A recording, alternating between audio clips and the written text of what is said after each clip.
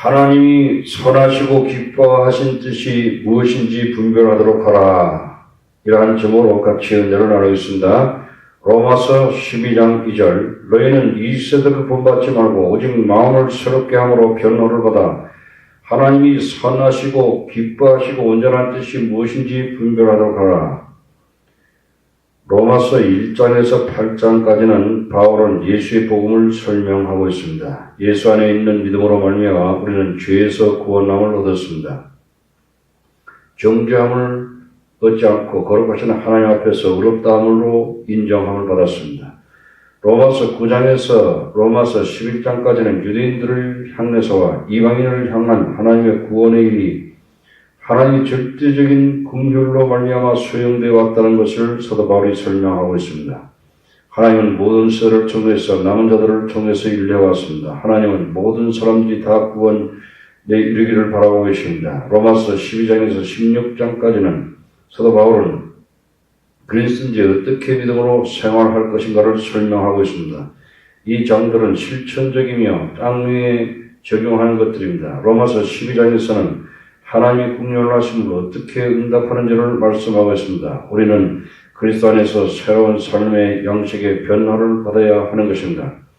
첫째, 너희 몸을 산제사로 드리라입니다. 로마서 12장 1절에 그러므로 형제들아 내가 하나님의 모든 자비하심으로 너희를 권하노니 너희 몸을 하나님이 기뻐하시는 거룩한 산제사로 드리라. 이는 너희에 드릴 영적 예배니라. 지금까지 사도 바울은 하나님의 긍휼하심에 대해서 말씀하고 있습니다. 우리가 여전히 죄인으로 있을 때 그리스도께서 우리를 위해서 죽으셨습니다. 우리는 우리의 죄 속에서 완전히 아무 일도 할 수 없었습니다. 우리의 상태는 비참한 상태에 놓여 있었습니다. 한 여성은 그녀의 분노가 자신과 가족에게 파괴적인 것을 알았습니다. 이 여자는 화를 내지 말았어야 한 것을 알았습니다. 그러나 당신은 어쩔 수 없이 화를 내어 있어야 했습니다. 우리가 도무지 어떻게 할 도리가 없었을 때 하나님은 우리를 구출하기 위해서 오셨습니다. 하나님은 자신의 아들을 아끼지 아니하시고 죄로부터 우리를 구원하기 위해서 아들을 내어주셨습니다. 예수 안에 단순한 믿음으로 말미암아 의롭다 칭하여 주시고 용서해 주셨습니다. 예수님은 성령의 일하심에 의해서 우리의 속사를 변화시켜 주십니다. 예수님은 우리에게 평안을 주십니다. 하나님의 자비하심은 놀라우십니다. 우리가 어떻게 응답해야 합니까? 로마서 12장 1절에 너희 몸을 하나님이 기뻐하시는 거룩한 산제사로 드리라고 말씀하고 있습니다. 이것은 무슨 뜻입니까? 우리의 몸은 산제사로 드리는 것은 예수님을 주로 인정하고 예수님의 절대적인 주권에 순종하는 것을 말합니다. 하나님께서 예수님을 우리에게 주셨을 때 하나님은 우리에게 모든 것을 주셨습니다. 이제 사도 바울은 우리 몸을 하나님께 산제사로 드리라고 말씀하고 있습니다. 이 제사는 정신적인 것이 아니라 실제적인 것입니다. 하나님께 드린 사람은 이제 더 이상 우리 자신의 것이 아니라 예수님의 소유입니다. 예수님 자신이 우리에게 모범을 보여주셨습니다. 예수님은 한때 제자들과 함께 쉬시려고 갈릴리 바다를 건너가신 적이 있습니다. 갑자기 생각하고 5,000명이 넘는 사람들이 나타나서 예수님의 도우심을 찾았습니다. 예수님은 모든 계획을 취소하고 군중들을 섬기셨습니다. 우리도 하나님이 기뻐하시는 산제사로 하나님께 드려야 할 것입니다.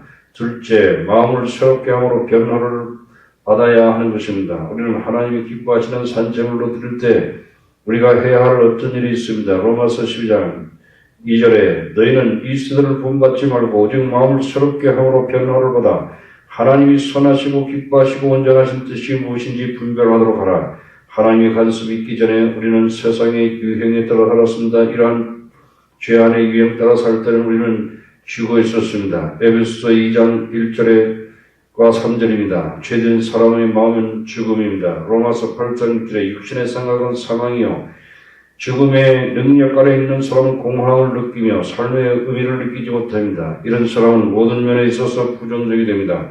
짧은 인생을 사는 동안 죄악의 납을 누리며 사는 것이 최선의 길이라고 생각합니다. 죄악의 향락에 빠지고 있을 때 바로 마귀의 종이 되는 것입니다. 그들은 마귀의 명령에 따라 세상의 유행을 따라 정확히 따라 사는 자들인 것을 알지 못하고 있습니다. 미국의 역사와 프랑스 혁명을 공부하는 것은 흥미로운 일입니다. 어떤 면에서 그들은 비슷합니다. 모두 다 자유, 평등, 인간 사랑을 강조합니다. 둘 다 성공했습니다. 그러나 프랑스 혁명은 지도자를 무신론 자들인 반면에 미국의 조상들은 하나님을 두려워했습니다. 미국의 조상들은 조지 워싱턴은 도덕적인 기초와 기독교의 믿음을 미국의 정치적인 시스템을 세웠습니다. 지난 200년 동안 미국은 전 세계의 초강대국으로 놀랍게 성장했습니다. 그 당시에 우리는 세계의 목자의 나라로 존경받고 세계의 희망으로 많은 사람에게 보여졌습니다.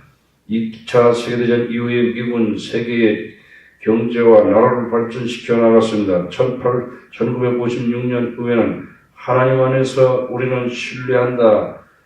In God we trust라는 나라의 표로 삼고 미국 동전에 새겨 넣었습니다. 상원들은 미국이 크리스찬 국가로 공개적으로 선포했습니다. 그러나 지난 50년 동안 세속적인 인본주의의 영향이 미국을 바꿔놓았습니다. 믿지 않는 사람들이 공적인 학교에서 기도와 성경 공부하는 것을 없애버렸고 법적으로 승리하고 부도덕한 것이 퍼지게 되었습니다. 미국은 크리스찬 국가로서의 정체성을 잃게 되었습니다. 하나님이 없을 때 미국은 세상의 유행을 쫓게 되었습니다. 하나님이 없을 때 자유는 선을 행하는 것이 아니라 죄를 짓는 면허에 불과했습니다. 하나님이 없을 때 평등은 상호 존중하도록 이끈 것이 아니라 서로 경멸하도록 이끌었습니다. 하나님 없을 때 민족주의는 야수 같은 오만으로 퇴보하는 것에 불과했습니다. 부패한 교육기관을 통하여 마귀는 젊은이들에게 오직 자신만을 생각하게 하는 이기주의자가 되게 하는 것입니다. 이들은 불순종의 종들에 불과한 것입니다. 이들은 배신적이며 남을 존경할 줄 모릅니다. 이들은 남으로부터 거의 배우지 아니합니다. 이들은 남에게 순종하지 않고 하나님께도 순종하지 아니합니다.